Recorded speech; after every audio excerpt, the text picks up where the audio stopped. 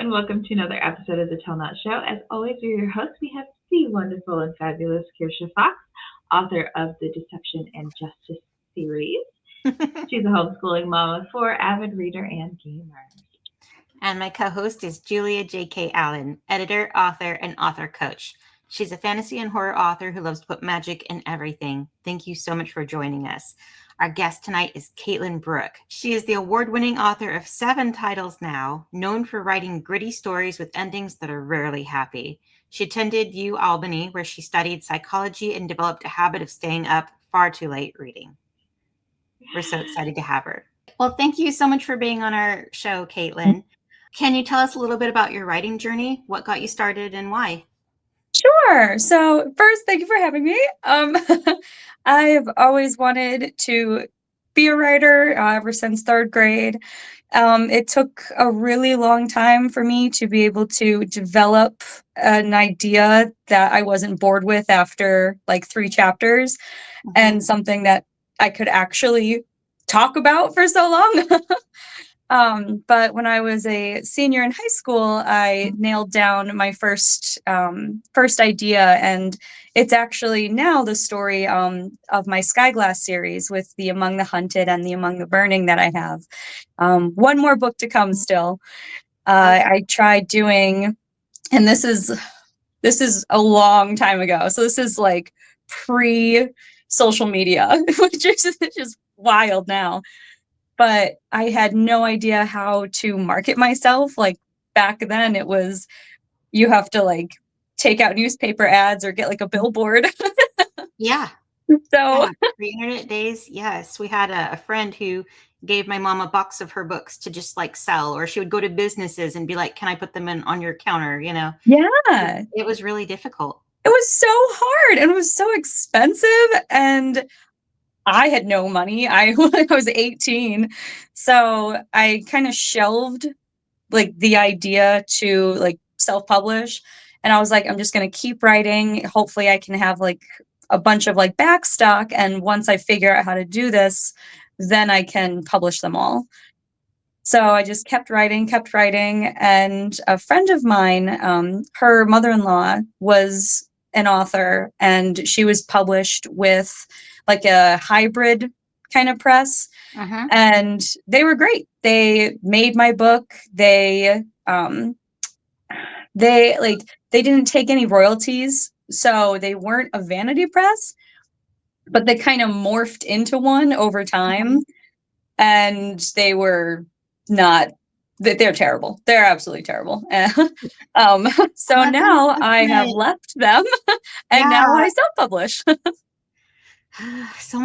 There's so many things in life where like you did the best you could with the knowledge you had, but like you make mistakes along the way, or sometimes relationships start out good and then they sort of become not good. Yeah. Just deteriorate. Oh yes. Yes.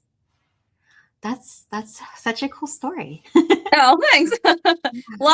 lot of tears and late nights. I queried for over 2 years trying to find an agent and go like the traditional publishing route, and I got over 300 rejections. So yes, I was like, you know what, I'm done. Like no more. Like I wasted so much time trying to craft the perfect synopsis and the query letter to try to hook them and catch their eye.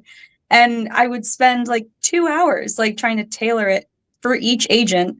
And then I would do all this research, what other books that they did, so I could, if I had read them, I could talk about that. And I would get a response back within 2 minutes. Oh, thanks, not for me. And it's like, yes.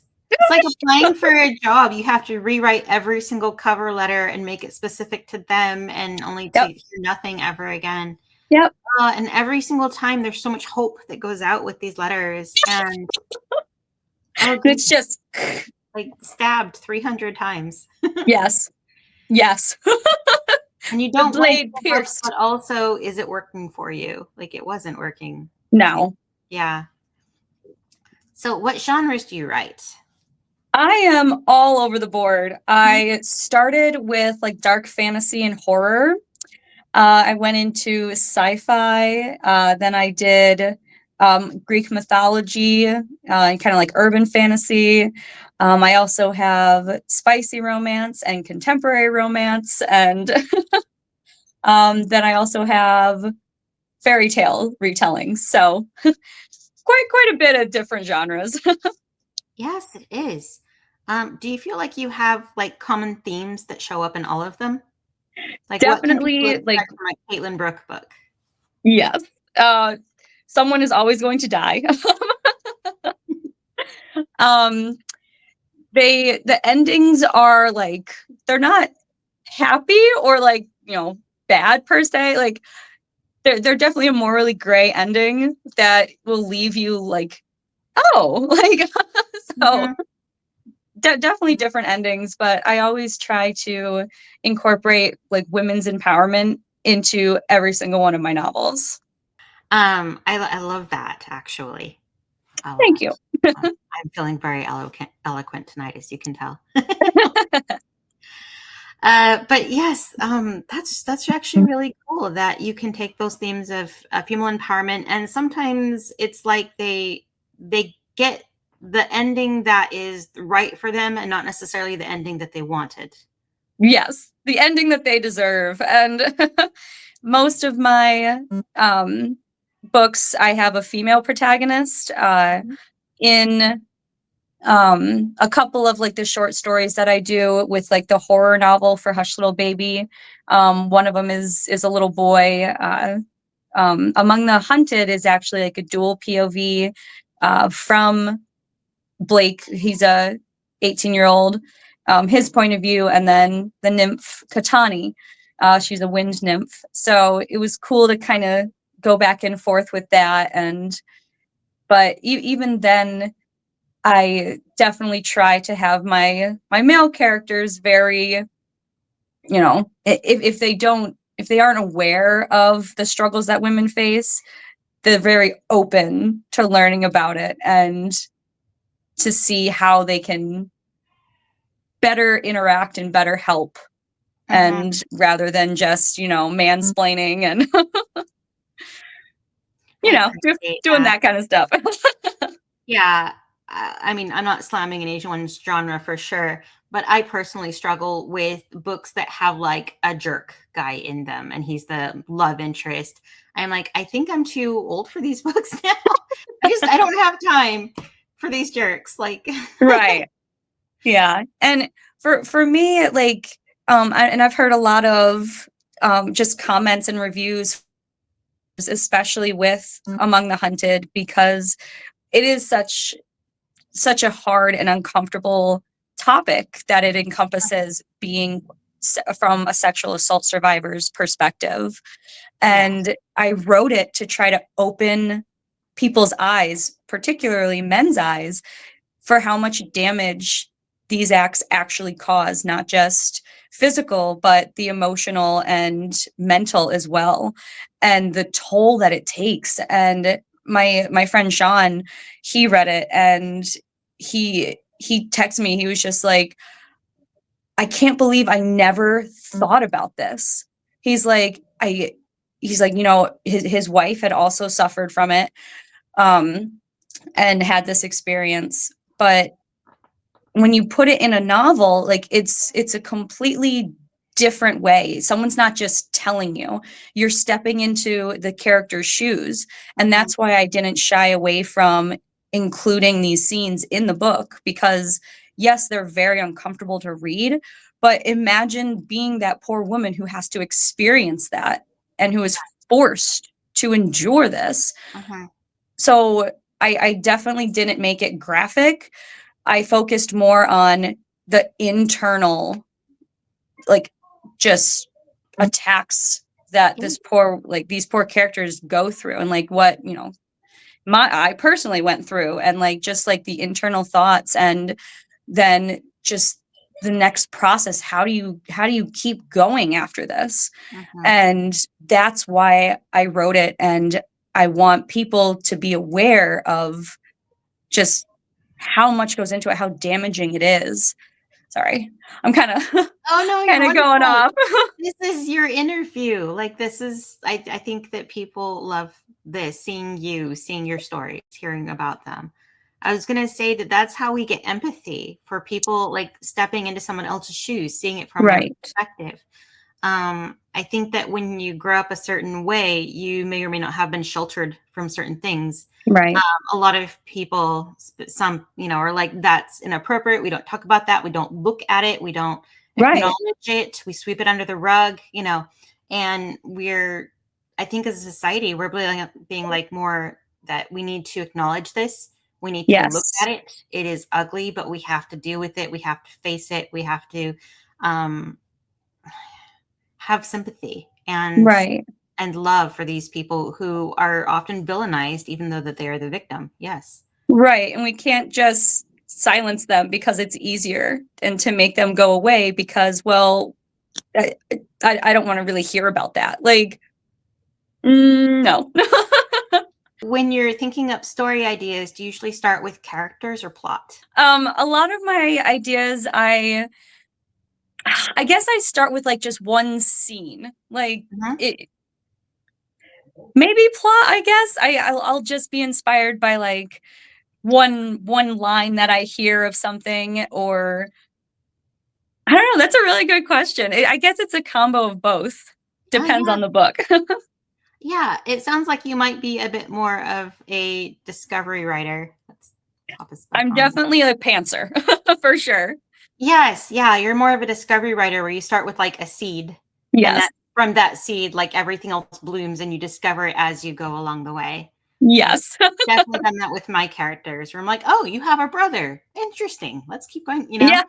Like it just comes to you like they're talking. Exactly. Yes. It's just it's a really fun, natural way to write where you just literally you're discovering the characters basically as just like the readers do, but it's always a surprise what's going to end up happening.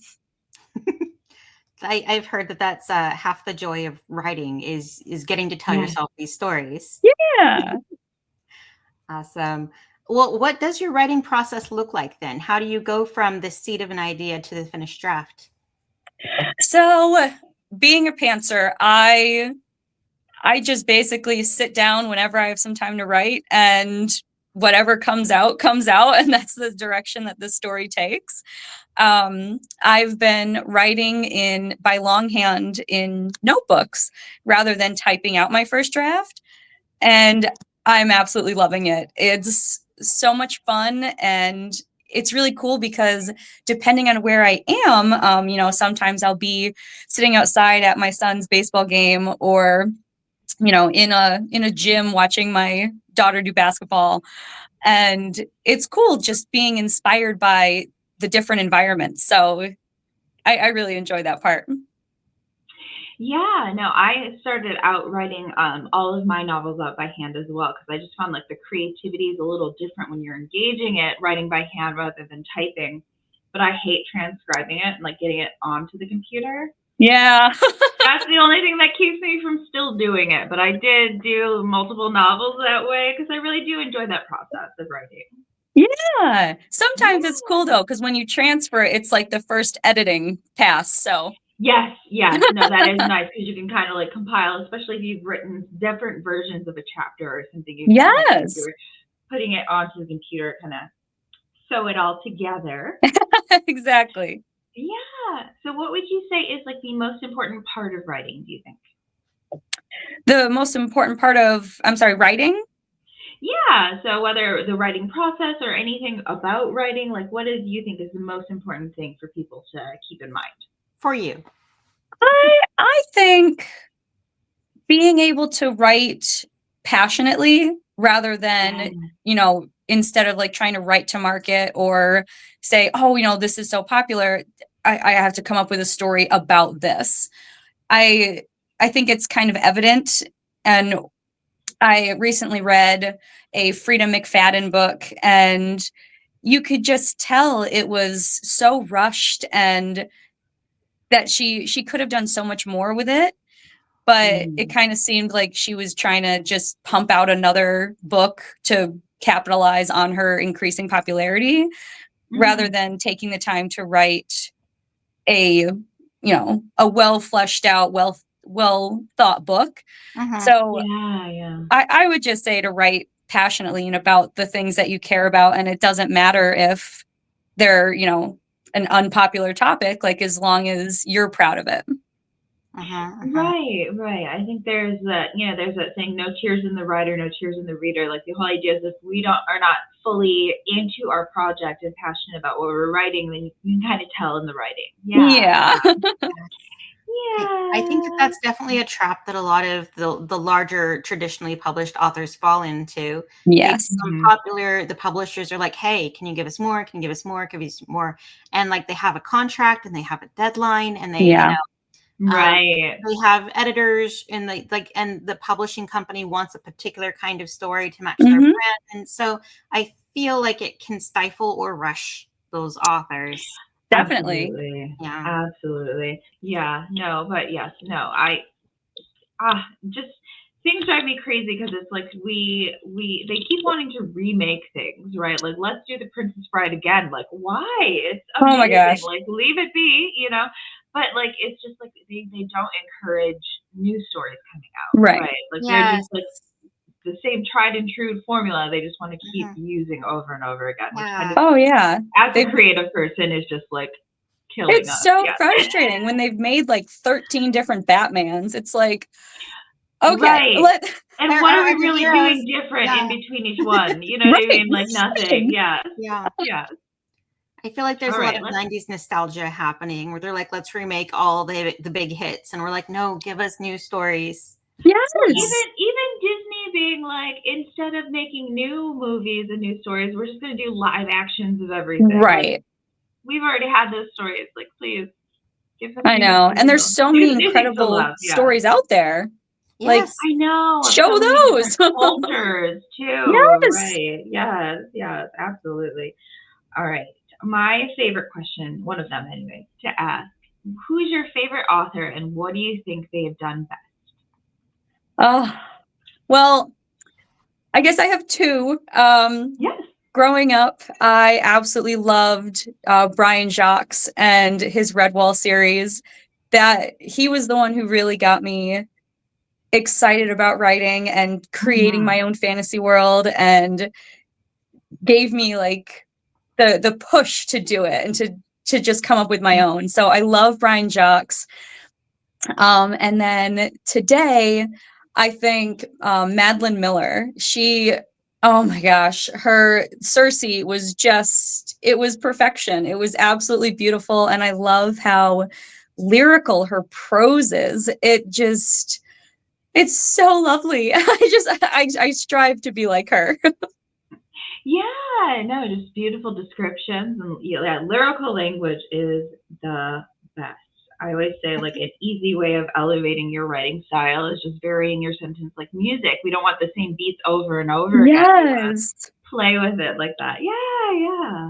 Yeah. I started reading, I went to the UK last year and I bought a ton of books by UK authors, and I noticed like they're like, I don't know if Madeline Miller is if she's like from the UK or what, but I just noticed like personally, like the UK authors that I read, all of them had such beautiful prose, and I was like, wait, why is this such a stark difference between like American authors and like UK authors? And I just finished writing a novel, a gothic horror about the Scottish witch persecution.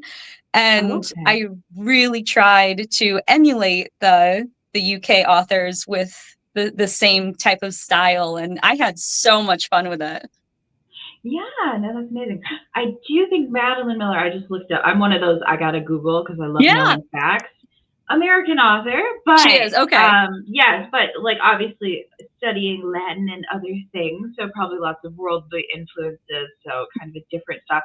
That is one thing I will say about American sensibilities when it comes to reading and writing. Like everyone's always like Hemingway app, basic 5th grade reading level. Like everyone wants like a very specific. They recommend a very specific abrupt, blunt writing style for America. But I find that a lot of American readers are very eclectic and varied anyways, though, that like it kind of drives me a little wild sometimes when I'm just like, not everyone has to write like Hemingway. Like we all have different writing styles and voices, and there's room enough for audience for everyone, you know. Yes. Yeah. But everyone's always like, well, keep it at a fifth grade writing level and simple and concise. And it drives me nuts when Word will like underline a word that I have, and they're like, maybe you should like use a smaller word so that right, yeah. No, you're like, that is the precise word I want. It's there. Yes. Words and we shouldn't matter. And we shouldn't be dumbing down words. Like you read stories, like you read, and that's how you increase your vocabulary. Like you're supposed to look up words you don't know. Like use your context clues. Like I love books that have like sneakily educate you. They elevate vocabulary. They teach you small things you wouldn't have known otherwise. The characters go on a rant about something you love, and it's really fascinating, and it teaches you. Yeah, exactly. I love like a series of unfortunate events where it is like the narrator is like teaching words and stuff because it's children's story and stuff. I love books like that where it's just like, curmudgeon just means somebody who's really cranky, you know, or you know, when they kind of work it into the story, explaining words and stuff. I love that. Yes. All right. Awesome. So what have you learned from the writing process? What did you pick up from writing your first book to now your seventh, right? Well, oh my goodness. Thank God for editors, because when I first started, I was like, I'm good. Like I was in AP English. I don't need an editor. That's a lie. Oh, I'm right there with you. Oh my gosh. It was so bad. I do nothing but I switch POVs constantly. I try to write head hopping. Head hopping. And I like don't even think about it. And my editor's like, you can't do this. So I have to like go back in. And I'm also very guilty of using dangling particles, which I had no idea what that meant. So I had to kind of train myself to, I still use a couple of them, but it's just more concise storytelling is what I've really tried to work on and develop in my writing style. I can totally relate to what you're saying though, because with my first book, I was like, this is the best book ever. I took college English. I was really good. I'm well read. I understand how things work. And like, no, I did not. I had to really humble myself to keep going. And come from a place of there is still a lot I need to learn. And that's why feedback and being open and having thick skin is so important, because it drives me crazy. I know several authors who have asked like for my opinion of their book, and like, you know, I give it nicely and respectfully, but because it's not a glowing review and I say so different things of where you can improve on, like they were very upset with me. They don't talk to me anymore. And it's like, look, I'm not perfect either. Like, and I love getting reviews of like 2s and 3s, because tell me what doesn't work. If I'm going to write another one, like I need to know so I don't keep making the same mistakes. No, I agree with you need feedback, because everyone always quotes like you need 10,000 hours of practice to become an expert or be good at anything. But the point is that 10,000 hours has the feedback. You have a mentor or a guide figure that is giving you instructional on like how to improve, what to work on, what to focus on, things like that while you're doing your 10,000 hours. Then yes, absolutely, you will be way better after all that time. But like if we're just doing with no guidance, no corrections, no feedback, anything, we're just cementing bad habits. 10,000 times. So absolutely, 100%. I always say like you do not need to go to college for creative writing to be an author, but like absolutely join a writing group, be on Discord, like join somewhere where you can get that feedback from people. and find your writing community and do that, because that's how Yes. you're really going to thrive, is getting that And, feedback and then doing the hours. and then also Exactly. learning who to listen to. You know, if you have Right. someone's feedback and they're really not your audience, Mhm. you know, you don't take that to heart so much as you would someone who is your audience, or who, you know, Mhm. who's Yeah, and opinion valued. Yeah. I'm going to quote some advice from someone I don't want to quote, but it was basically saying, like, if someone tells you something's wrong in your story, they're probably right. If they tell you how to fix it, they're probably wrong. Oh, I like Yeah, that. so That's like their if people idea are of how pointing they out, would like, fix it. oh, Yeah. this feels like it's not flowing, or this area is like tricky, then they're probably right about that character or that aspect of your story. But like, don't follow their instructions necessarily on like what to do to fix it or how to fix it. Yeah. Right. Yeah. That's kind of like, I like the quote, consider the source. And Exactly. like, if this person, knows what they're talking about, have been in the field, like has also had criticism themselves, like, then yes. If it's just a random person Right. who doesn't even read, like, then it's like, Yeah. all right. No, and that's the thing, is I say that to people, like, I'll tell people all the time, like, if you wouldn't go to them for advice, don't worry about what they're thinking, right? Right. Like, if you wouldn't ask them for advice, who cares about their opinion? And I think Yeah, that's exactly. too. Yes. All advice, though, but I say that about everyone. I'm like, yeah, your aunt telling you all that, who cares? You didn't ask her And for on advice, the flip right? side, your Yeah. aunt or your cousin or your brother or sister are going to be like, this is the best book I've ever written. You're so sure to do well. I'm so proud Right. of you. And like, you have to be careful about the yes men who are going to Yeah. tell you Right. exactly what you want to hear and give you not necessarily helpful feedback, or they're Right. too afraid to tell you something because they don't want to hurt your feelings. You're like, no, Right. tell me honestly. Yep. I wish that my family, Right. were yes men. I can. Nobody wants to read any of my stuff. All of their eyes just glaze over anytime I try to say something about my book. They could care less. I'm on the opposite end of the spectrum. Those It people who happens have to the best of supportive us, family yeah. members, you're just like, oh, must be nice. Nice. But it's all right. Yeah. I've got Julia and a lot of other friends, so we're good. Yeah. No, I mean, it can be hard though, because like, if they're not readers, right? Like, I feel like if you haven't found that book, like, we all readers have been like, this is the book that got me into reading. Because Yeah. like, you have to find the right book and remove the obstacles, and you know what I mean? Because it's just like, we tell kids you have to read for school, and so it's like becomes this slog, this chore they don't want to do, until they discover like a book that they really love, and then they're like, oh my gosh, reading's amazing. Yeah. But I feel like for a lot of people, they didn't find that book, and so they're not big readers, and then like then you have someone in your family who wants to write, and they're just like, oh my god, couldn't you fishing?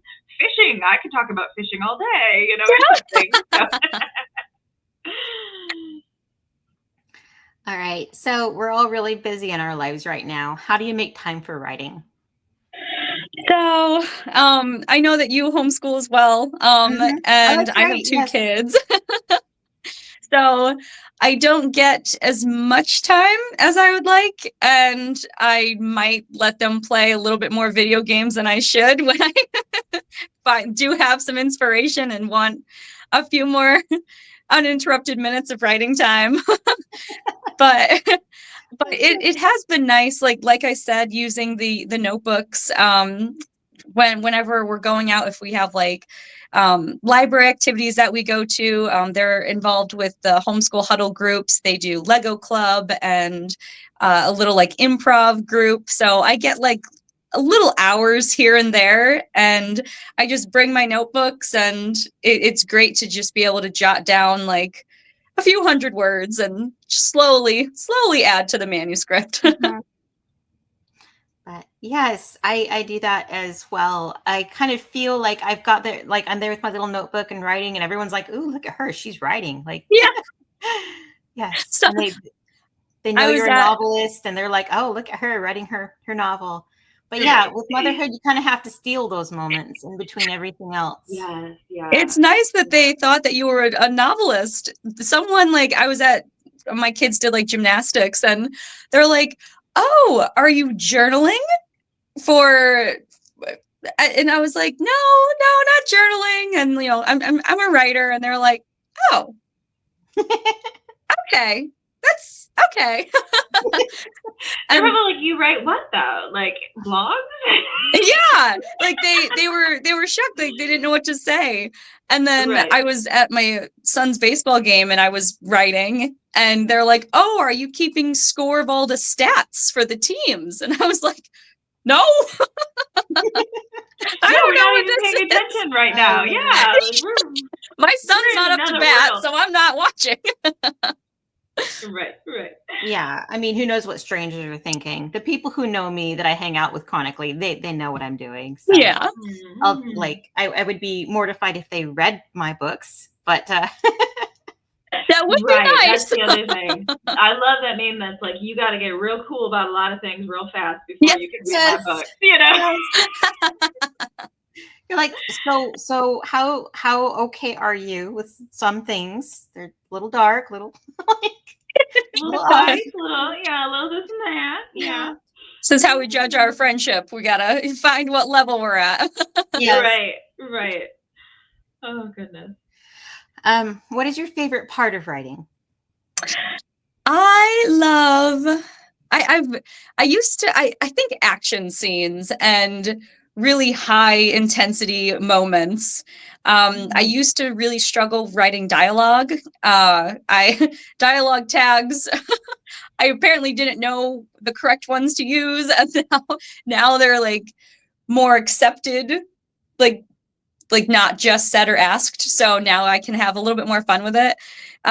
Dialogue can sometimes be a little stilted for me. So, but I'm working on it and it's getting better. But give me a good action scene. I love just like I said, like those high intensity moments.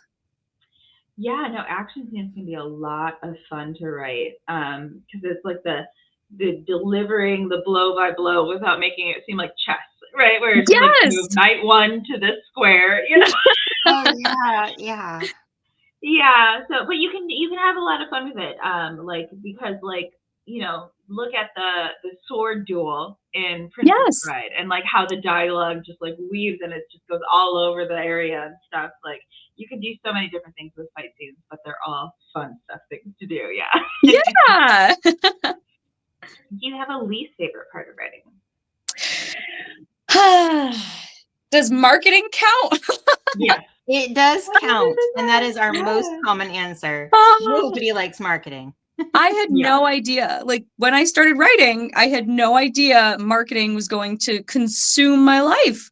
Like, it's ridiculous because not only do you have to market and post every single day, but you have to tailor each one of your posts to every single different platform because different things work better for the different audiences.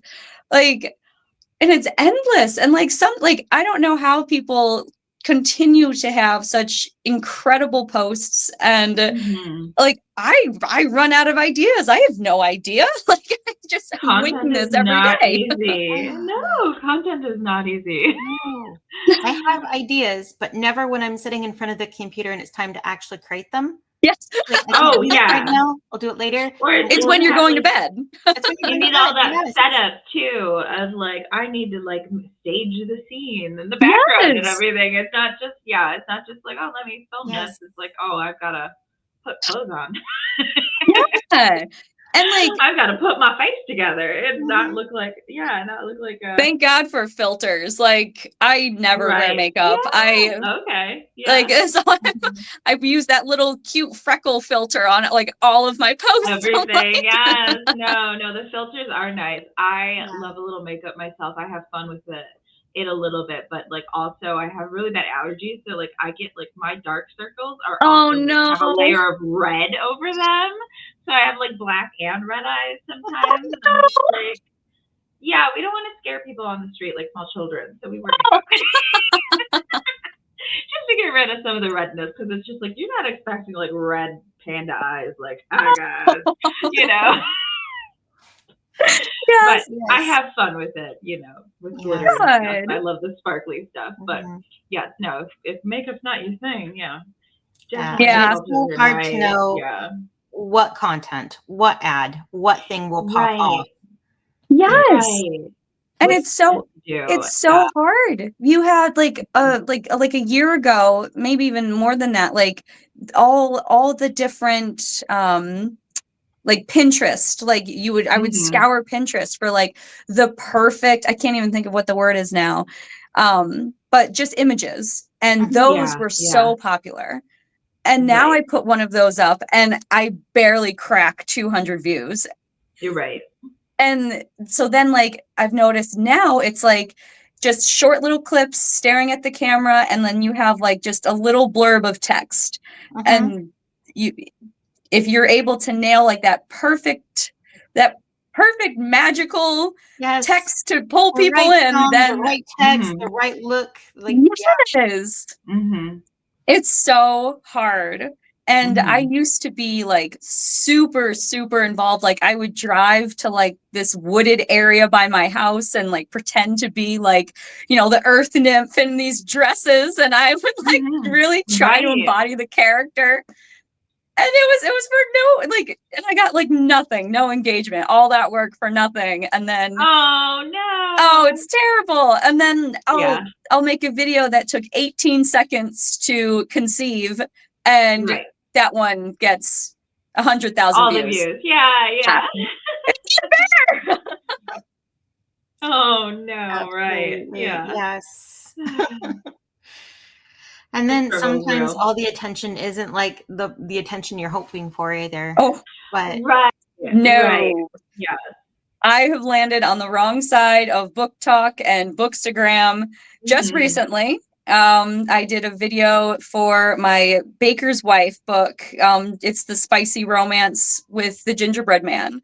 mhm. And it's as ridiculous as it sounds. Like it's a Mhm. funny book, like just meant to Mhm. entertain and to be Yes. fun. I Right. wrote it because I had so many people asking me at my shows for romance novels and I didn't write them. So I was like, you know what? I'm gonna give it a shot. I'm gonna do it. And I had a great Yeah. time with it. And it's fun. It was supposed to be Yeah. fun and silly and, Yes. Christmassy and Yeah. And, No, that and, sounds and that's awesome. it. But these people on Instagram, this video, it got over 7 million views.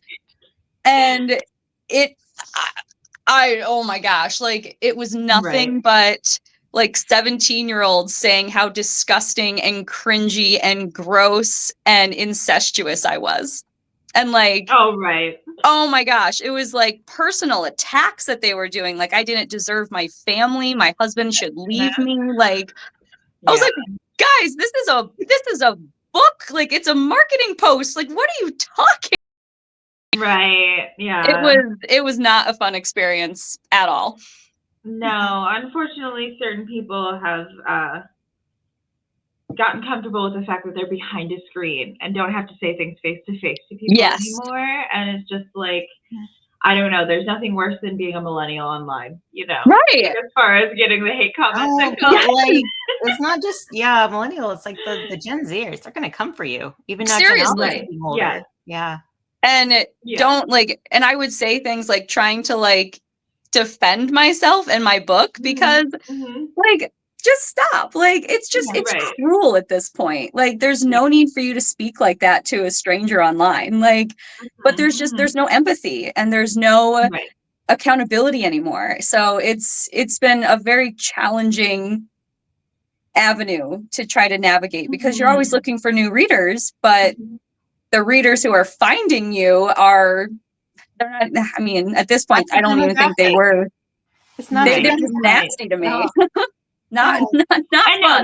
those aren't readers that are No, making they're comments not. like that. But They're Absolutely. getting trolls. 7 million views, like that, did that get the boost you wanted as well? Like, was it all terrible or?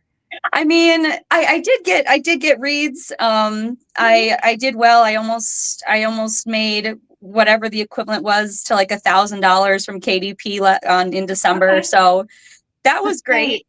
But Yeah. at this point, it was I would rather not have the money because the amount Right, of, because of the horrible Oh, things yeah. that, yeah, yeah. I would rather not have gone viral. keep the money. Right. No, I totally get Oh, that. yeah. Unfortunate. What would you say influences your writing?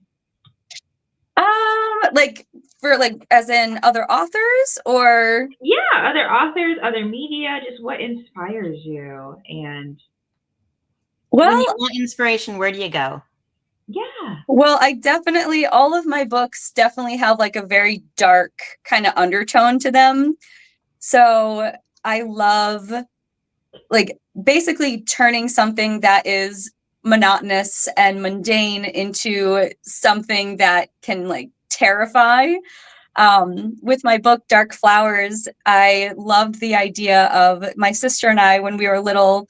We used to go through the woods and try to find fairies in our backyard, and like kind of starting from there, like you're taking like this fun innocent little activity into something that actually could have sinister consequences. And I developed the idea and I was like, well, what if we did find the fairies, but we didn't like what we found? And I love playing with these little strings and pulling the little strings to kind of explore like the darker aspects of what could happen. Oh, thanks. Yeah, I love that. Mhm. There's always that question of like, what if this? But Yeah. like, what if? Yeah, like not Right. everything has a happy ending. And Mhm. I really enjoy exploring that. And it's just fun. And I like keeping readers on their toes. Yes. Yeah, You have no, I Hush Little Baby, which is a collection of fairy tales, but with a twist in them, correct? An unhappy twist. So I Yes. feel like you're doing that. You're asking that what if this, right. but what if? And And that, Yeah. that I love that because like sometimes people will play like games like that online where they're like, you get your wish, but you get it in a way that makes you not want that wish. Yes. There are Yeah, consequences. those kinds of thought exercises are really interesting to do, and then to build a whole story around it. How fun, just subverting those expectations. Yeah. Yes. And it was Yeah, I love that. especially fun to do because I started with like the Grimm Brother fairy tales as my, inspiration there. And then I Right. just dove super dark and hopefully I wanted to make them cringe. Right. Right. yeah, I was thinking about sometimes how when my books get a little too dark, my Mhm. manuscript too dark, I was like, Mm-hmm. maybe I should talk to my therapist. Like, I think I'm working through something right now, and I kind of think Right. you're worried Right. about me. But that's why writing Yeah, is so great it It because is. is so you have cathartic. this Yes. safe space in which you can completely, put everything you're feeling out there. And for me, Mm-hmm. at least, like getting it out of my head, it makes me feel a million times better because now it's no Yeah. longer festering in the back of my mind. Now I can actually explore it and see, Mm-hmm. well, if I do this, like what could happen? And Mm-hmm. I think that's also another reason why I write such dark things. Because usually I'm pretty happy and go with the flow and you know Mm-hmm. positive, but all of my writing is super dark and people read it and they're like, who are you? Like I can't believe this came Oh out from yes, you. And we've had it's a number of horror writers, women, and they're Yeah. like they have a hard time with these two selves. The one yes. that they portray and Mm-hmm. the one and then the books they write because people are like, "Oh, I'd love to read your books," and she's like, "No, Do Uh-uh. you really want that's not it? what No, you're you really getting." want. You know, No, but my favorite quote is the Walt Whitman quote. Like, do I contradict myself? Therefore, I contradict myself. I'm large. I contain multitudes. And like that, Ooh. Persephone energy is what I live for. She is the queen of flowers and death. Like, there is Yes. nothing that says that you can't be both. ball of sunshine. And then when you look at what you create, though, and it's like the dark. I mean, this happens all the time in artists. I feel like we Yes. are those ball of sunshine, those happy, positive people, but like we have trauma or we have dark things that we've been through in our life. And so Yes. exploring that safely in writing allows us to stay the happy, bubbly ray of sunshine that you love to deal with on a daily basis, right? Exactly. Otherwise, the Yes. anger comes out a little. Yeah, you're like purging it all. And Yes. you need it. You need, Processing it. Yes. yes, And exactly. you turn it into an act of creation. Yes. The beautiful part of it. Exactly. It's alchemy at its finest form. And I love Yes. art for that reason. Yes. Yes. Well, I know. and then it's so nice too, especially with writing, to then find those people whose scars match your own. And because so many people, like, you know, in my life, like they don't understand, they cannot understand like how this experience has shaped me and changed me. And then you find someone who reads your work and they just reach out and they're like, oh my God, like I feel so seen. And I, especially with all the work I've done with like the sexual assault survivors, having them come up to me and we just cry like at my table. Like they just stand there and I say like what it's about and they just like raise their hand. And it's a very heavy moment in which we really connect. And it's been really wonderful to be able to share my story and to hear from other people. How very poignant, right? Yeah. And I love that word. So I do a little tutoring and it's an SAT word that we teach, but like I love it because it's so, the meaning is so emphatic. Like it's extremely moving. It's a very touching. It's not just like, oh, that was a nice, you know, little sentimental moment. Like poignant is such an emphatic word for like moving, touching moment. And so I love that. That perfectly describes those moments of like meeting your readers and them feeling seen and you feeling seen through that. Yeah. Yes. It's really validating that you're not the only one. Yes. It is. Absolutely. Yeah. I'm not alone. Right. We are not. Yes. I feel like it's so nice. Well, it's nice meeting like other writers and stuff for the same reason, because you're just like, you get the struggle of this is the thing I love the most, but it also makes me want to tear out all my hair and scream, you know? Yes. So, we're all just looking for our communities. Do you ever struggle with writer's block? Lately it's been really great. When I was writing Among the Hunted, I actually did not touch that manuscript for over a year because it was this like big climactic like sword fighting scene. And I just could not orchestrate it the way that I wanted to in my head. The characters were just like bumping and stumbling against one another. And I was like, this is just crap. Like, it's just dumb writing. Like, it was just terrible things that were coming out of my head. So I literally put it away for a year and didn't touch it and worked on something else. And then I came back and everything just clicked. And I was like, oh, I can just do this and this. And sometimes you just need those breaks. And it's nice. It's nice not to have to feel that pressure. I've also learned, like, if this one scene is really not coming together, then I'll skip ahead to a scene that I know I can write. And then that helps me, to kind of get inspiration on how to link the two. No, I always love a brackets moment. When you do brackets, like have this big conversation between X and Z and then keep going. Yeah. Yeah, no, that's so helpful.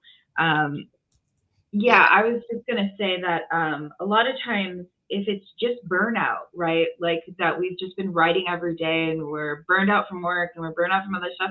Like people don't realize like you have to rest, but you also have to like not beat yourself up about resting and feeling guilty, or else you're not actually resting. Yes. So then it's just like, just give yourself that day to do nothing, or like a couple of days to do nothing where it's just like you're just recovering. And it's okay, but you got to be okay with it. You know what I mean? Of just like, don't beat yourself up and just actually rest, you know. And stepping away lets you come back with fresh eyes. Yes. You know? With my goldfish mind, like a week later, I'm like, who even wrote this? I don't even remember this. Same. I read the beginning of my story by the time I finish it, and I'm like, this is all new to me. This is exciting. Well, and so I'm torn. I have so much guilt like between writing and reading. And Oh if gosh. I'm not writing, like then I'm like, and I just want to like enjoy like a nice book. Then I'm like, oh my gosh, like I really should be writing and not wasting time. But like it's not wasting time. Reading in itself gives you that inspiration and can It's help filling your creative form your well. own story. Exactly. Yeah. Yes, It's yes. research. No, yeah. It It is. is. It Other is books, definitely like research. you As can learn doing things from other authors, the way they describe the Yes. sometimes there's Mhm. sentences you just want to highlight. You're like, that was perfect. I loved how they Yes. delivered that. Yeah, and you Yes. need to relax. You need to refill your cup. But I'm in the same boat. I Mhm. have Mhm. so many unread books and I feel so much guilt that I don't sit Yes. down to read them more. But every moment I get, I'm like, oh, I should be writing. Right. Right. Because, Right. between Mhm. like life and being a mom and being everything Right. else, like we only have Time is a so precious little time. commodity. And it's Yes. so Yes. hard to waste it on reading, but it's never a Right. waste, is it? It's not a waste, though. That's the one thing I hate about like just this whole like if you don't have three hustles, what are you even doing? Kind of Right. mindset we've all kind of collectively taken on of being like we can never stop and we always have to be productive or else we got to beat ourselves up. It's Yes. it's Yes. it's because it's the gifted kid pipeline to just stressed anxious adult where it's just like Yeah. I can't rest because I have We to have to be be productive. productive We have Yep. to be doing 3 24/7 or else things. Yeah. am I Otherwise you're even a lazy. productive member of society, right? Yep. Yep. But it's just like We no, gotta you we have to gotta be do it all. And just it's as intentional with rest as we are with everything else. Yeah. yes. That's the big, well, that's the mind shift I've been trying to do is just like I can do whatever with my day as long as I'm doing it intentionally. There you go. Yeah. Because that's the thing. I don't mind a little phone game time. I don't mind a little stuff. It's just when I'm doing it for hours and I lose track of time, that's when I don't love it. So it's Yeah. just like, yeah, we can do whatever, but we're just going to be intentional about it. And Right. then we're not going to be regretting it. Exactly. All right. I think we should probably wrap things up with Yes. your favorite question. Yeah. What has been your most significant writing victory so far? Ooh. It has been absolutely incredible. Last year, Among the Hunted won Best Urban Fantasy from the Independent Press Awards. And then I just found Congratulations. out that the sequel, Among the Burning, won for Best Epic Fantasy this year. So, Oh, yay. yes, it means so much to me, mainly because this was the series that my publisher had canceled, stating that Mm. nobody wants to read about survivors of sexual assault. They're no longer trending. They called it the absolute worst book of the year, and Mhm. really, really made me doubt myself as an author because it they pretty much orchestrated the downfall and failure of the first book. And I just kept going, found my Mhm. readers, worked really hard on the second book to continue her story and the process of healing, and to be recognized for that as, best fantasy. And I can't even Yeah. imagine how many entrants there were for fantasy. And Oh yeah. it just, Right. it feels really good that to Yeah. prove my publisher wrong. No, that is amazing, right? Yeah, like you're gonna poo-poo on this story. Well, look who just won awards with I it, love you know? that. Right. Yeah, yeah, right. That's 1 amazing. minute. Like Right, let me right. show you something. Eat your words, Yes. sir. Yes, yes. Yes. So We love that. Yeah, no, congratulations. That is such an thank accomplishment. I you. mean, writing a book is an accomplishment, let's all be honest. And then publishing it is another accomplishment because it's very Yes. difficult. Even when we're doing it ourselves, there's still a lot of steps involved.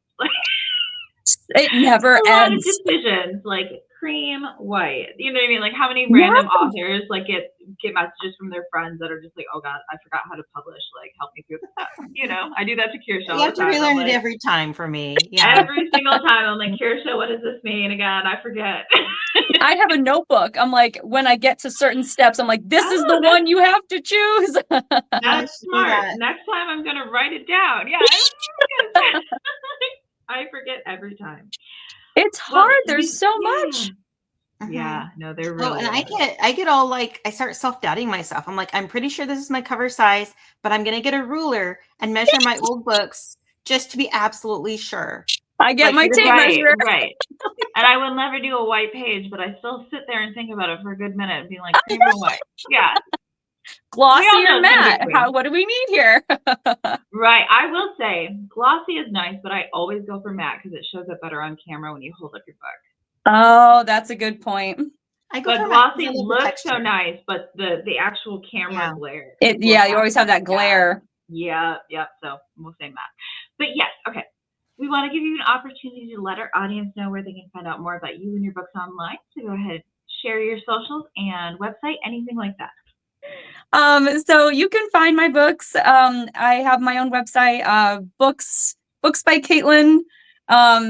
It's a Wix website. You can order signed copies from there and see all about the books with the synopses. You can also find them on Amazon.com, BarnesandNoble.com, and I am on practically every social media site, from TikTok, Instagram, Facebook, X, Threads. Trying to do all the major ones. Yes, wonderful.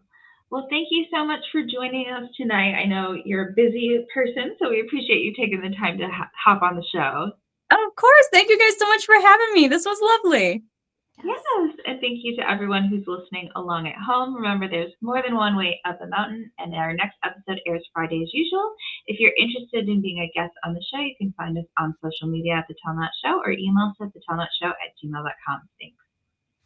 Thanks again for listening. If you enjoyed the show, consider subscribing and liking. We appreciate all the support. Julia J.K. Allen is an author, editor, and coach and can be found at hijingsrudder.com. Kirsha Fox is an author, avid reader, gamer, and mother to 4, and you can find her at kirshafox.com. Thanks and see you next time.